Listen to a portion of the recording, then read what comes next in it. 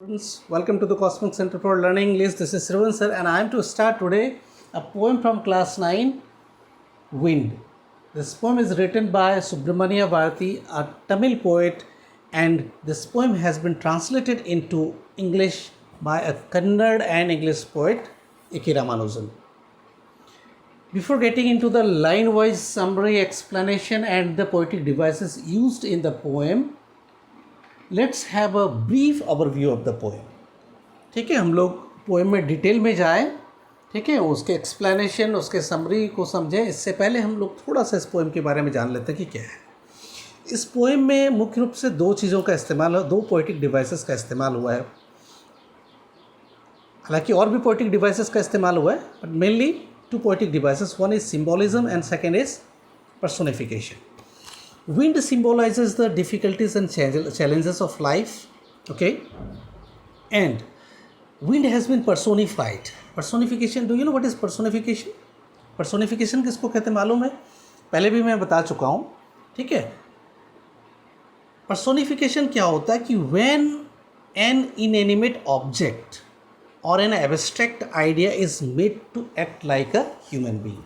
जब किसी निर्जीव पदार्थ, वस्तु या फिर कोई भाव को मनुष्य के रूप में, मानव के रूप में एक्ट कराया जाता है या मानवीय गुण उसमें आरोपित किए जाते हैं, तो उसको क्या कहते हैं हम? पर्सोनिफिकेशन कहते हैं. ठीक है, इस पोएम में है क्या कि poet is having conversation with the wind. Poet बात करता है किससे? हवा से. और उनसे कहता है कि आप ज़ोर से मत पाइए, आप सॉफ्टली आइए. ठीक है, आप धीरे से आइए. ठीक है, क्यों? क्योंकि विंड जो होता है, जब वो स्ट्रांग होता है तो क्या होता है कि जो कमज़ोर चीज़ें होती है, ठीक है, या कमज़ोर लोग होते हैं, जैसे जब जीवन में मुश्किलें आती है, परेशानियाँ आती है, चैलेंजेस आते हैं, तो what happens in that particular condition और condition, okay, when one is facing challenges or difficulties in life, if one is weak, frail, ठीक है, जब कोई कमज़ोर होता है तो क्या होता है? he collapses. ठीक है, वो क्या हो जाता है? गिर जाता है. he gets crumbled. are you getting this or not? तो ऐसे नेचर में आप देख लीजिए कि जब जोरों की हवा आती है, तूफान आती है, तो क्या होता है? जो कमज़ोर पेड़ होते हैं, कमज़ोर वृक्ष पौधे होते हैं, कमज़ोर घर होता है, ठीक है, कमज़ोर जो कुछ भी दिखाई पड़ता है, वो क्या होता है? सब कुछ को वो गिरा डालता है, तोड़ डालता है, कुचल डालता है. ठीक है, ये हमने देखा है. ठीक है, तो पोएट कहते हैं यहाँ पे कि when we are weak, okay, when we are frail, what happens? The wind, the challenges of our life, what happens? Make us crumbled, make us collapse. Are you getting this or not?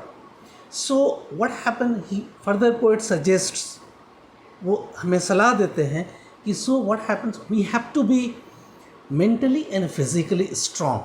Okay, mentally tough and physically strong so that we can endure, we can withstand the challenges and difficulties of life, and we will come out from the challenges, from the difficulties, being more strong or stronger. Are you getting this or not? So it is quite imperative. And once you are strong, okay, enough, what happens? That you will praise the wind, and the wind will be your friend. ठीक है, कि जब कमज़ोर लोग जब होते हैं, तो जो मजबूत होते हैं, जो मुश्किलें हमारे साथ, हमसे ज़्यादा मजबूत होता है, वो क्या होता है? हमें गिरा डालता है. ठीक है, लेकिन अगर हम उन मुश्किलों से भी और मजबूत होकर उभर के आते हैं, वही मेरा मित्र हो जाता है. फिर हम उसकी प्रशंसा करते हैं, क्योंकि उनके वजह से हमें और भी ज़्यादा मजबूत होने का मौका मिला. हम अपने जीवन के चैलेंज को, ठीक है, फेस करने की हम अपनी जो क्षमता थी उसको हमने जाना. आर यू गेटिंग दिस और not? So this was the overview of the poem. Now let gets into the poem. But before getting into the poem, keep your book and notebook with you. Okay, if anything important you can write down, and second thing, you can have line wise view of the poem, okay, when book is in front of you. जब book आपके सामने रहेगा तो कम से कम line wise आप उसको देख पाएंगे जब मैं बताऊँगा. Now I am coming to the poem. Poet says, wind come softly. Wind come softly. Do not break the shutters of the window. Do not scatter the papers. Do not throw down the books on the shelf. There, look what you did. You threw them all down. You tore the pages of the books. You brought rain again. What poet says, oh wind, come softly. Okay? When you come strong, okay? What happens? You break the shutters of the window. So please don't break the shutters of the window. Don't scatter the papers. Okay? When you come strong, okay? And when you blow strongly, what happens? You scatter the papers. You throw down the books from the shelf. कि आप जब ज़ोरों से बहते हो तो क्या होता है कि आप खिड़कियों के जो शटर्स हैं उसको तोड़ डालते हो. आप सारे पेपरों को बिखर देते हो. आप जो सेल्फ पे रखी किताबें हैं उसको सब गिरा डालते हो. ठीक है, आप किताबों के पन्नों को फाड़ डालते हो. You tore the pages of the book and you brought rain again. और जब आप स्ट्रांगली आते हो तो बादलों को भी लेके आते हो जिसके कारण बारिश भी होती है फिर से. ठीक है, तो you brought the rain again. You are very clever at poking fun at weaklings. आप बहुत चालाक हो क्योंकि आप कमज़ोर का मजाक उड़ाते हो. ठीक है, आप बहुत चालाक हो, आप कमज़ोर का मजाक. You make fun of the weaklings, बस हु आर वीक. ठीक है. Again poet says, frail crumbling houses, crumbling doors, crumbling rafters. Rafter means, do you know what is rafter? Slope beams which support buildings, houses or the roofs. Okay, that is called rafter. जो तिरछी beam जो लगाए जाते हैं support के लिए, जो घर को सपोर्ट देता है, छत को सपोर्ट देता है, उसको हम क्या कहते हैं? राफ्टर कहते हैं. तो कहता है crumbling rafters, crumbling wood, crumbling bodies, crumbling lifes, crumbling hearts. Means crumbling has been used here और it has been repeated here to put emphasis. ठीक है, उसमें बल देने के लिए इस्तेमाल हुआ है बार बार, जिसको हम लोग एक फिगर ऑफ स्पीच भी उसको कहते हैं, पोएटिक डिवाइस भी कहते हैं, जिसको रिपीटेशन. हम लोग उसमें आते हैं. पहले हम लोग पोएम कंप्लीट कर लें. The wind god winnows and crushes them all. The wind god winnows and crushes them all and he won't do what you tell him. So come, let us build strong homes. Let us join the strong doors firmly. Practice to farm the body and make the heart steadfast. What poet says here? He puts one example. ठीक है? He makes one comparison. As winnowers separates the chaff or husk from the grains. जैसे जो winnowers होते हैं वो क्या करता है कि अनाज से, ठीक है, अन्न से उनके छिलके को, ठीक है, उसके हस्क को, उसके शेफ को अलग करता है. उसी तरह से विंड गॉड क्या करते हैं, वो कमज़ोर को स्ट्रॉन्गर से अलग करता है, उसको हटा देता है उससे, और जो बच जाते हैं वो स्ट्रॉन्ग होता है. मतलब नष्ट करने की बात है. जो वीक होते हैं, जो कमज़ोर होते हैं, ठीक है, तो उसको वो नष्ट करते हैं और जो स्ट्रॉन्ग है उसको अलग करते हैं, सेपरेट करते हैं उससे. तो जैसे विनोवर का काम करता है वही कहता है कि विंड भी वैसा ही करता है. आगे कहते हैं कवि कि इसीलिए so let us build strong homes. इसलिए हम लोग अपना घर को ही मजबूत करें कि हवा उसको गिरा ना पाए, विंड उसको गिरा ना पाए. अपने दरवाजे को हम लोग इतना कस के लगाएं कि वो हवा अंदर आ ही नहीं सके. तो फिर वो किताबें कैसे गिराएगा, किताब के पन्ने कैसे फाड़ेंगे. ठीक है, दरवाजे को हम सब मिलकर स्ट्रांगली उसको, फार्मली उसको लगाएं. फिर कहता है practice to form the body. और प्रैक्टिस करो कि हम शरीर से भी उतना मजबूत रहें और हार्ट से भी स्ट्रांग हो. ठीक है, mentally, physically and with heart. ठीक है, हर तरह से हम मजबूत हों. ठीक है, स्टेट फास्ट डू दिस. ठीक है, कहता है इसको आप कीजिए. And the wind we will be friend with us. और जब ऐसा होंगे, आप स्ट्रांग होंगे, तो वो भी आपके मित्र हो जाएंगे.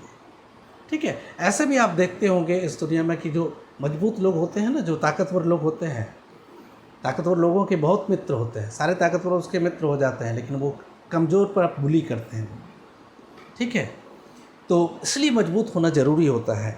फिर कहता है the wind blows out weak fires. दूसरा example he puts another example कि विंड ब्लोस आउट, ठीक है, और puts off the weak fire. जो कमज़ोर आग होता है जैसे दीपक है, ठीक है, कैंडल लाइट है, या आग जो कम लौ के साथ जल रहा होता है, हवा आता है उसको बुझा डालता है, लेकिन जो बड़े लौ के साथ जल रहा होता है उस आग को, जो स्ट्रांग होता है, उसको और भी वो धधका देता है, ठीक है, ठीक है, उसको और भी क्या करता है, he makes strong fires roar and flourish. तो उसमें और भी सनसनाहट के साथ, उसकी गरज के साथ क्या होता है कि आग की लपटें और बढ़ने लगती है जब विंड बहता है। तो वही कहता है कि कमज़ोर आग को बुझा देता है लेकिन मजबूत को और भी तेज़ करता है। तो कहता है हिज फ्रेंडशिप इज़ गुड, ठीक है, इसलिए उसका फ्रेंडशिप तो अच्छा है, ठीक है, और जब उसकी फ्रेंडशिप हमें अच्छा लगेगा तो हम उसकी प्रशंसा भी करेंगे। We praise him every day, so we praise him every day. So what we have to remove our weakness, okay, what we have to remove our weakness, and when we will be strong, say the wind will be our friend and we will praise him sure, because फिर उसमें हमें वो कमी वो दिखाई नहीं पड़ेगा कि वो हमारा नुकसान पहुंचाता है, कि हम उस लायक नहीं हैं, ठीक है, इसलिए हमारा नुकसान उसके द्वारा पहुंचता है क्योंकि वो अपने नेचुरल बिहेवियर में रहता है। बात समझ में आ रही है कि नहीं? तो यहाँ पोएम ख़त्म होता है। अब मुझे नहीं लगता कि कोई परेशानी होनी चाहिए, तो फिर हम लोग जब क्वेश्चन आंसर सीरीज चलेगा तो उस समय बाकी प्रॉब्लम हम लोग देख लेंगे। अब आते हैं हम लोग, ठीक है, let's get into the what poetic devices used in the poem. First I said symbolism has been used. Symbol मैंने अभी बताया कि जो विंड है वो सिंबलाइज करता है किसको, कि difficulties and challenges on the way of life, ठीक है, हमारे जो जीवन की राह पर मुश्किलें आती है, जो परेशानियाँ आती है, उसको यहाँ पे विंड सिंबलाइज करता है। दूसरा पर्सोनिफिकेशन, मैंने अभी कहा था कि विंड को यहाँ एक ह्यूमन, क्योंकि बातचीत किससे हो सकती है, हवा से पोएट बात नहीं कर सकता, तो वो एक मानवीय गुण उसमें डाला जा रहा है, ठीक है, और फिर उसी तरह से दिखाया जाता है जैसे मजबूत एक स्ट्रॉन्ग जो ताकतवर लोग होते हैं वो कमज़ोर पर जिस तरह से अपना रौब दिखाता है, जिस तरह से उसको नष्ट करता है, तो उसी तरह से यहाँ विंड को दिखाया गया है, ठीक है। तो एक ह्यूमन बीइंग का उसमें जो कैरेक्टरिस्टिक्स है वो डाला गया है, ठीक है। उसके बाद फिर आता है नेक्स्ट, देख लीजिए, एक एनाफोरा मैंने बताया था कि जब सेम वर्ड का और एक्सप्रेशन का दो या दो से अधिक कंसेक्यूटिव लाइन्स में रिपीटेशन होता है, उसका रिपीट किया जाता है। जैसे देखिए don't don't don't second, third and fourth line में रिपीट हुआ है, ठीक है। ये क्या है, इस तरह का रिपीटेशन को क्या कहते हैं हम, एनाफोरा कहते हैं, ठीक है। उसके बाद आप देख लीजिए नेक्स्ट क्या है, एलिट्रेशन। एलिट्रेशन तो मैंने बताया था आपको पहले भी कई बार रिपीट कर चुका हूँ कि repetition of consonant sound in the beginning of words, ठीक है, 2 और मोर देन 2 टाइम्स। जब उसको एक सेंटेंस में, एक लाइन में 2 या 2 से अधिक बार उसका रिपीटेशन होता है तो उसको हम क्या कहते हैं, जैसे देख लीजिए यहाँ पे सेकेंड स्टेंजा में कि the wind god winnows and crushes them all, तो डब्ल्यू का वह साउंड का यहाँ पे यूज़ हुआ है। फिर विनो में भी, विंड में भी, विनो में भी वह साउंड का, ठीक है, कॉन्सोनेंट साउंड का इस्तेमाल हुआ है, रिपीट हुआ है वो, तो इसको हम क्या कहेंगे, एलिट्रेशन कहेंगे, ठीक है। इस तरह और भी हो सकता है इसका इस्तेमाल, जैसे यहाँ पे नेक्स्ट, उसके बाद उसी स्टेंजा में आगे देख लीजिए, the wind blows out weak fires, तो यहाँ पे भी विंड है और विक फायर है, ठीक है। नेक्स्ट है रिपीटेशन।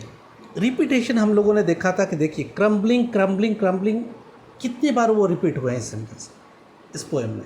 तो जो यहाँ पे मैंने बताया भी था कि उसका एम्फेसिस डालने के लिए, बल डालने के लिए उसका रिपीटेशन हुआ है। तो इस तरह के जो यूसेस होते हैं वर्ड के, उसको हम क्या कहते हैं, रिपीटेशन कहते हैं। उसको क्या कहते हैं, रिपीटेशन कहता है। तो सिंबोलिज्म समझ गए, पर्सोनिफिकेशन पर समझ गए और कहाँ इस्तेमाल हुआ है ये भी जान गए आप। फिर एनाफोरा समझ गए, ठीक है, कि जैसे सेकेंड, थर्ड 4th लाइन में मैंने कहा कि डोंट का मतलब सेम वर्ड का जब कंसेक्यूटिव लाइंस में रिपीटेशन होता है सेम वर्ड या सेम एक्सप्रेशन का, तो उसको हम क्या कहते हैं, एनाफोरा कहते हैं। एलिट्रेशन समझ गए, repetition of consonant sound in the beginning of words. फिर उसके बाद रिपीटेशन समझ गए, जैसे क्रम्बलिंग का कि एक वर्ड का 2 या 2 से अधिक बार अगर रिपीट होता है, ठीक है, लाइन में, स्ट्रेंजर में, तो उसको हम क्या कहते हैं, रिपीटेशन कहते हैं। ठीक है, अब मैंने यहाँ पे सिंबल के पे अभी बता ही दिया था कि वो challenges of life, difficulties of life जिसको सिंबलाइज करता है। तो ये पोएम यहाँ पे ख़त्म होता है। इतना जानने के बाद इसके क्वेश्चन आंसर अटेम्प्ट करने में कोई परेशानी नहीं होगी, लेकिन जब क्वेश्चन आंसर सीरीज चलेगा तो उसमें सारा क्वेश्चन हम लोग देखेंगे, कुछ भी छूटेगा नहीं। तो आज यहीं पर अंत करते हैं इस क्लास को, और अब नेक्स्ट वीडियो में हम लोग मिलते हैं। बाय।